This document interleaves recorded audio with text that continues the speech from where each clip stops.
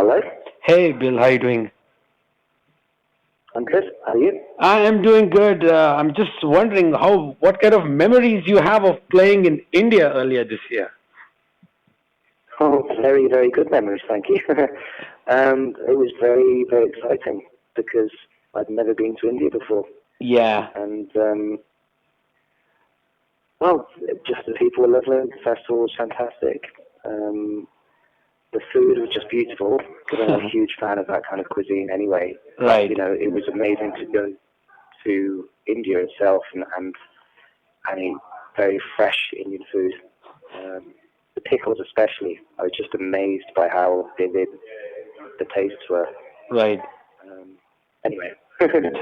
That's really cool. Now, but we are here to talk about Gentleman's Pistol. So, just a month and a half, almost, left. October 16th is the release date of Hustlers Row. How excited is the band for this? I mean, it's a new album after 4 long years. Yeah, I mean, I guess with any band, when you have that kind of gap between albums, Mm-hmm. there is a story behind it. Right. And some of the story you can't really repeat in public. True. But I will say some of the obvious stuff would be lineup changes, Mm-hmm. because there's been a couple of those. Also, along the way, we changed labels. Mm-hmm. And some of it was just everyday life, really, for the various people in the group. We finished recording this album early last year, actually. Mm-hmm. So, with James, the main man in the band, singer, guitar player, he was mixing the album for a period of months. And I can't recall how many different mixes he did, but it could have been close to 9 or 10. Right. So that's a lot of time to get to that point. And the differences between each mix were small, but it was important to him just to get it right so it felt good. Absolutely. And suddenly here we are in 2015 and it's finally coming out. But some of these songs we've been playing for a long time. Right, because many of these songs were written long ago after the second album, At Her Majesty's Pleasure. I was just wondering why it took such a long time for you to basically release it, because if I'm not wrong, it was also played live, isn't it? Well, yeah, we have played some of this stuff live already. But as I said, you can't really underestimate the importance of a lineup change, because it should be a small thing. We've changed the bass player, and then we just carry on. But it does have an impact. It kind of affects the flow, the momentum of the band, and maybe even the confidence level a little bit, because it takes time to assimilate a new member. Right. That was definitely a thing, because obviously we lost our original bass player, then a new guy came in, and he stayed around long enough to record the bass parts of the album. Right. But then he also moved on. So, these things play a part. But as I said, probably the other element, more than anything, was Atco's desire to get the mix as he wanted it to be. I wouldn't say perfect, because we're not perfectionists, but it was just more or less a feel thing. That's right. Good. That's right, because it might have given you some more time for these songs to evolve over the period of time, and actually given it some time to incubate and make it even better, which is clearly reflecting while listening to Hustlers Row.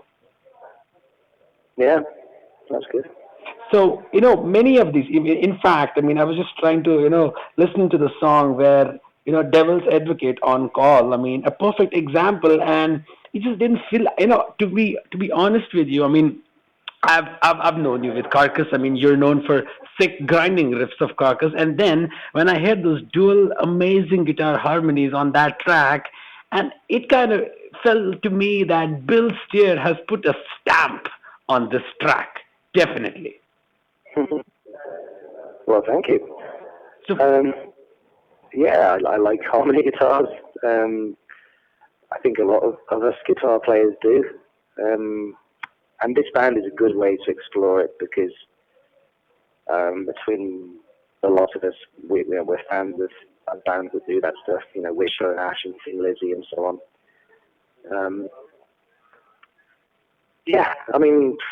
I do play in a very heavy, extreme band, right? And then I play in gentle stuff, and so I get to cover different areas of music that I enjoy. So I'm quite fortunate, really. Now that's really cool. In fact, I was trying to listen to the album. There are some love songs on the album. There are some personal songs written by James Atkinson on this. So for you as a songwriter on this album, to some extent, apart from Devil's Advocate on Call, I mean, what was your contribution? Compared to what James brought to the table. Oh, my contribution is very small. It's really just playing lead guitar. Mm-hmm. So I play solos. I play harmonies. We play riffs together, that's it. But yeah, the musical content is really his thing. Right. He's the founder member of the band, and it's his baby. True. So I definitely wouldn't want to take credit for any writing. Right. Right. But the very cool side about the way he is and the way the band is would be simply that people are very free to play the way they play. Right. He doesn't get into very detailed specifics with any of us, like, I want you to do this or that. Mm-hmm. Like, Stu plays drums the way he plays, I play lead the way I play, and Atco is very welcoming of whatever you bring to the table. Right. Absolutely. As compared to At Her Majestic Pleasure, it felt to me like this is the next step and evolution of the sound of this band. I mean, I can easily put this as one of the best albums of, the Gentleman Pistols discography. For you as part of this team, I mean, was it like a preconceived notion to add melody on this album? Because I see there's a very fine balance between the melodic aspects and also the sound, the importance of riffs. Yeah, I think, I was saying earlier in an interview with somebody else today, this band tends to do things in a very organic way, so we don't plan ahead or discuss things too much. Mm-hmm. It's more or less understood where we're going, and I think James and myself knew how we felt the album should sound, because he immediately went into doing vocals on a whole other level. I mean, he was great in the past, as far as I'm concerned, but this time he just pushed it harder, so he was doing a lot more in the way of harmonies on the vocals. Right. And you kind of hear different levels to his voice. Sometimes it's very feisty, it's a lot of shouting, in a shouting in a melodic way, and then other times where it's actually soft singing. Right. And I suppose when it came to doing some lead parts for the guitar, we had a similar approach. Like, let's get some different textures if we can. Right. That's cool. And for you, I mean, looking at, the single which came out, however the fans responded, do you bother to come online and have a look and see what fans are, what their opinion is on the new track? No, I mean, I'm the only person in the band who isn't on Facebook or Twitter or Instagram or whatever, so I really don't know. I kind of decided it's best for me to be that way. Right.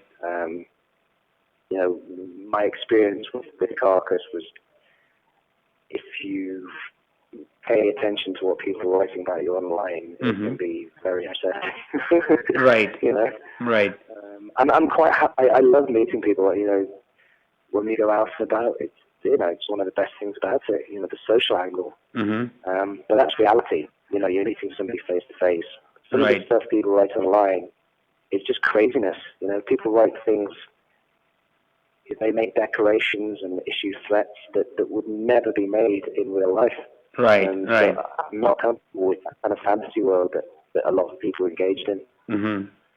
Absolutely. So you're basically letting James take care of this band and let Jeff take care of Carcass when it comes to this online stuff. Exactly. Well, yeah, I'm not the guy that wants to run anything. I love playing guitar. Right. And I like having a say. Right. For sure. But I'm not a business head. I like being the guy on the side. I wouldn't really want to be the guy in the middle. I mean, even when I had my own band, Bird, that's was right. a little bit like the guy on the side. Anyway, so yeah, I mean that's my comfort zone certainly. Right. It actually reminded me of we were talking about Slayers. Jeff was also the guy who was similar. I mean, he was not doing press. He never bothered to come and check online, and he was just doing his work behind the scene, and that's what even you're doing. So that's really great. You get to focus on your work instead of bothering about what people have to say. Yeah, I think part of it is self-preservation because I think there's a part in many of us that wants to control one's environment. So you create a little world for yourself with things that you can deal with. Right. So, yeah, when I'm at home, I surround myself with music and things and activities that bring me pleasure. I just try not to think too much about things that distress me. Right. Sometimes you have to engage with them. There's no choice. That's life. But I just do my best to avoid it and focus on things that inspire me, I guess. True. Absolutely. So what's the plan of taking this album live? I mean, for me, it sounds like you guys have plugged your guitars and the guys on drums and boom, there you go. You guys are unleashing. So this is meant to be played on stage. Any such touring activities planned so far? Yeah, for sure. It's just beginning, really. We'll have a London date coming up very soon. That's the first big show, I guess, we'll have done for a long, long time. So that's like 2 days after the album comes out. Right. So that's I think there's talk of doing some European stuff. Yeah. I don't want to go into details. Nothing's confirmed, but there's talk of supporting a bigger band. Right. Certainly across the UK and maybe bits of Europe. Yeah. As for the rest of the world, I think we'll really just see what kind of interest there is because naturally we'd love to go further afield. That's the kind of stuff we dream of, really. True. But so far with Gentleman's Pistols, it's pretty much been UK, some things in Europe. Right. We were lucky enough to go to Japan as well. So, yeah, fingers crossed things will develop a bit with this record. I'm hoping it will reach a few new people. Fantastic. In fact, I'm getting up to see you guys live in Berlin later this year with Napalm Death and others. So probably like how you came to India with Carcass. Maybe next time you come in and bring this band as well. Let the people have the taste of this amazing Gentleman's Pistol in India. Yeah. Well, I mean, yeah, we can only hope. I never thought I'd get to visit. So, yeah, I guess now I realize everything's possible. Right.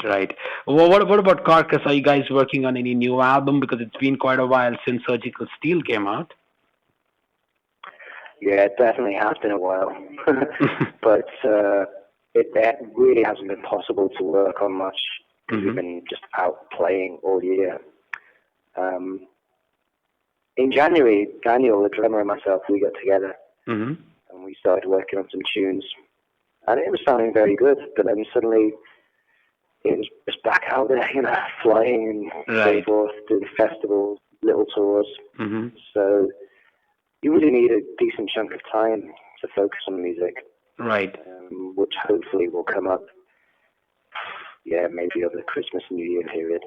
Yeah, so there's definitely a new Carcass album on the cards. We don't know when, but it's definitely there. Well, I would like to. I think everyone involved would like to.